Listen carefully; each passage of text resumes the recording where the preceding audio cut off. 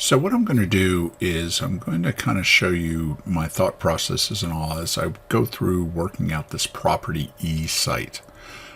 And so in it, like where I decide to put my parks, why I decide to put my parks in a certain area, why I decide to put my retail property in a certain area, the housing, the open spaces, everything like that. And just some of the data that I use to get that information. So that's what I'm going to kind of go through in this video. If you look, here's my property. I ended up with like something like 500 residential sites, so a ton of housing and all this.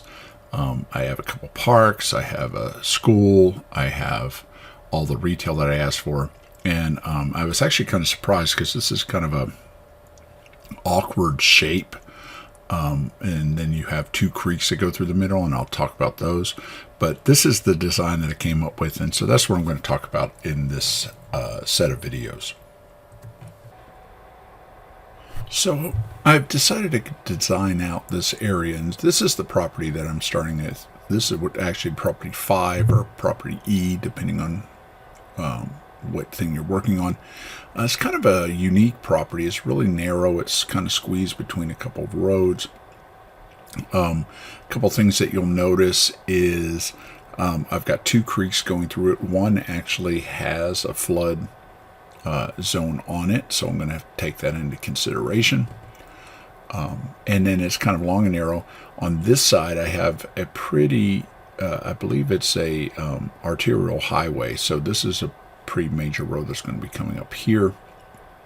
On the right is a collector, and then across the top is an arterial.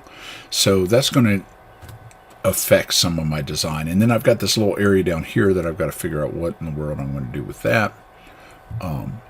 And so let's kind of talk about that. So the first thing is, if I actually looked at the satellite picture, what I have down in this area right here is actually a pond.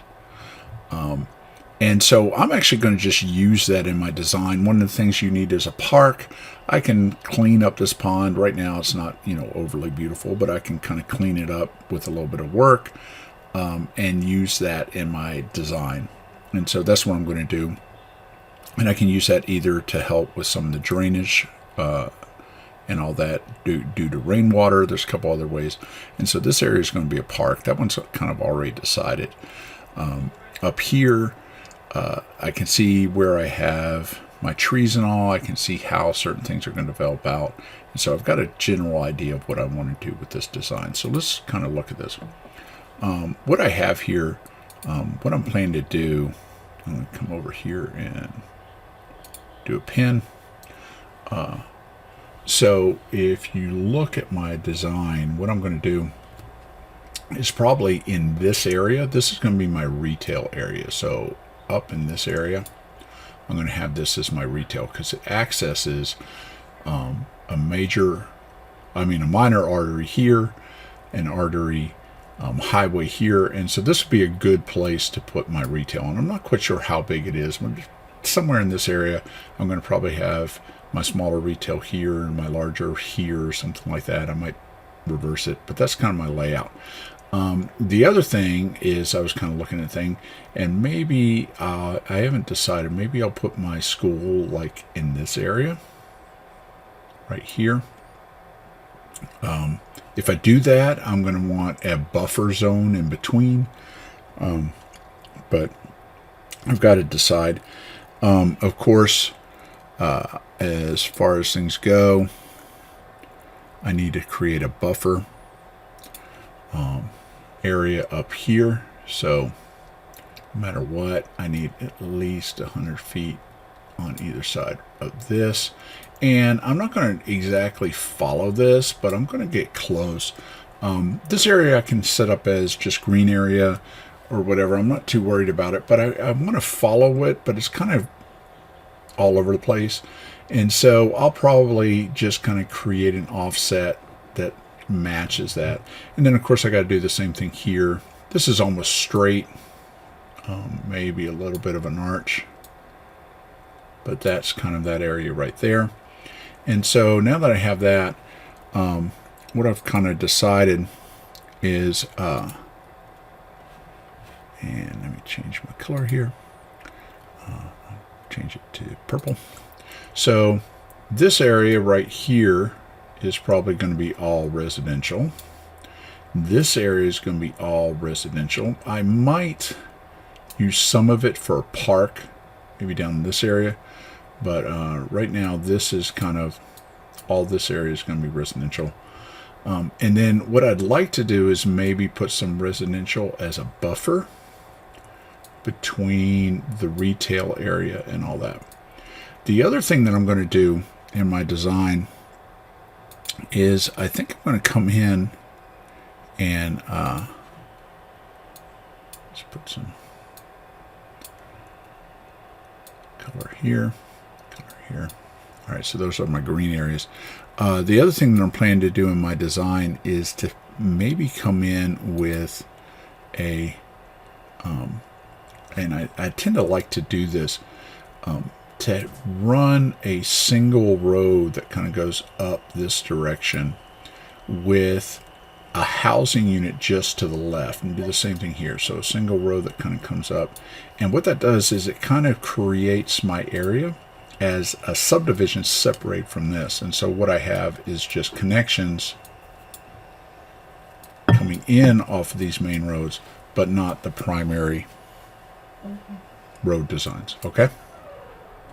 All right. So that's kind of my game plan. I know this looks like a blur, but as I go through, I just want to kind of show you what I was planning to do in the first place, and then we can kind of work from there in our design. And so I think I'm going to keep the south part area right here, or the southern area right here, as a park. I'm going to have the middle areas where most of my housing is going to be. I'm going to create a protective barrier with housing backing to these roads, so I can set up a fence and all and kind of separate that area out. I'm going to keep all my retail up here, and I'll probably put my school in this area. It just seems to lay out better. Maybe I'll put it down here. I haven't decided. And then some buffer property in between. And so that's kind of my game plan with my design. So let's see how this works out.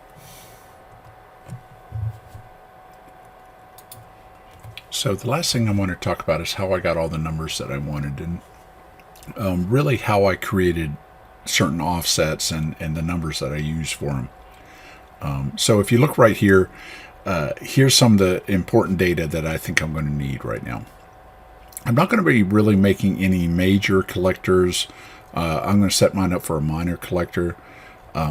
We have one that cuts through my property anyway, and then we have one that is bordering my property on one side.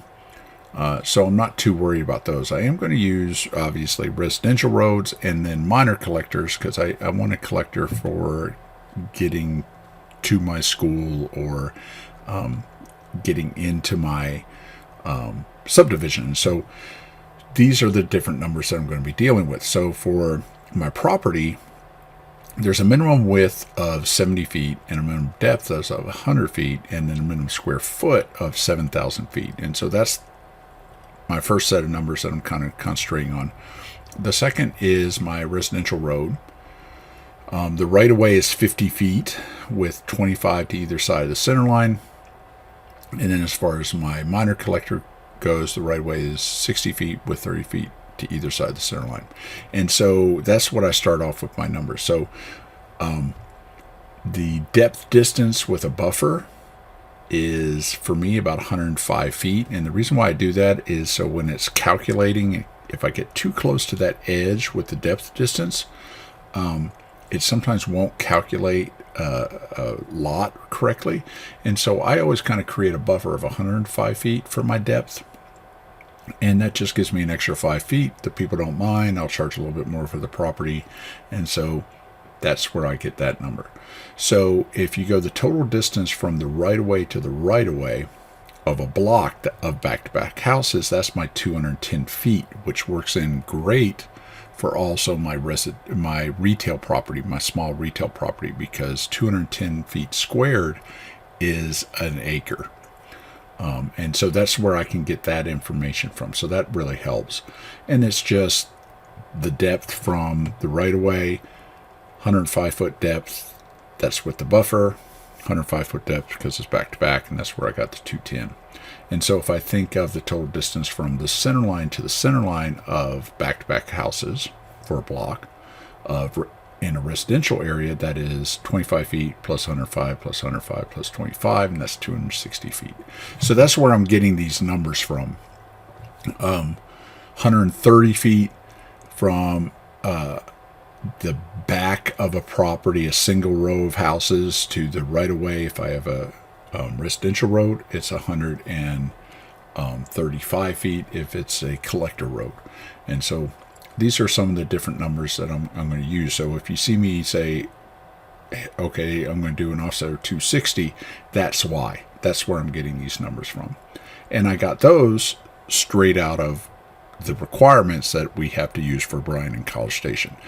So when you're using the site development for a specific area, that's where you're going to get information like this for that. Okay, so let's go ahead and let's get into the design now. Okay, so if you look at my area right here, this is my design. This line right here, this is the FEMA flood zone area, so I got to worry about that a little bit. You'll notice I also added my buffer lines in kind of already, but let me show you how I did that. So I came over and I simply offset. Remember, we said 100 feet to either side, so I typed in 100 feet on offset and just offset my line. And then I came in, I kind of like curves, so I added one in here. But the way I did it, and I'll just do it slightly above it, is I kind of created a line that made sure that it wouldn't hit anything. So let's say I come up like this, and then down like this. Oop. And say down like that.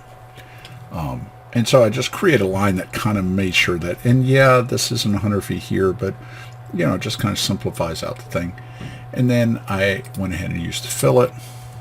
And I don't know, I'm going to use a big radius here, like 1500, because I can, and get a nice smooth line. So that's how I got my line for my design. This one was a little bit more complicated because the shape's a little weird, and I didn't want to overdo stuff. So, if you look at the 100-foot offset here, I kind of went like that, and then just kind of drew out my line and all that. And yeah, it dips in a little bit, but that's okay. So that's how I got those for that stream. And then I did the same thing up here. Of course, my major concern down here is the flood zone, so I went ahead and made sure I'm outside that flood zone. And then did the same sort of thing. I went with straight lines and then just used like a big old fillet to get my arch, because I think that looks nice. I like sometimes curvy things. If you want to use hard corners with like just a minimum radius, or putting in a radius afterwards, that's kind of up to you. But this is kind of my base design that I started off with. So now that I have that, I can actually come in and turn off those layers. They're just extra things in the way. So I'm going to turn off the creek and the flood zone. And so now I have my kind of starting property area.